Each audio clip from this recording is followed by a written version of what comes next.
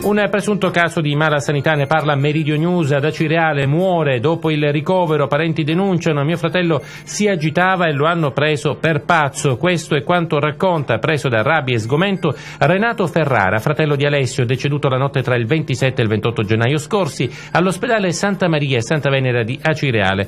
Per questa morte i parenti della vittima hanno sporto una denuncia per presunta negligenza nei confronti del nosocomio acese, che però respinge al mittente ogni accusa. Per noi è andata diversamente, c'è un procedimento in corso e aspetteremo gli esiti, ribatte Salvatore Scala, direttore medico del presidio. Secondo i parenti invece sarebbero diverse le responsabilità dei camici bianchi sia durante la degenza che nei momenti successivi alla morte del proprio caro. I familiari raccontano di aver fatto pressioni affinché Ferrara venisse tenuto in osservazione. I sanitari però avrebbero sottovalutato la questione e dopo il decesso in camera mortuaria, secondo il loro racconto, avrebbero dovuto occuparsi loro stessi delle manovre di riposizione della salma nelle celle frigorifere. Siamo stati lasciati soli, spiega il fratello della vittima a Meridio News. Nessuno si è occupato della salma, lasciata incustodita alla mercé di tutti. Abbiamo dovuto riporre noi stessi il cadavere sulla lettiga sia prima che dopo l'autopsia.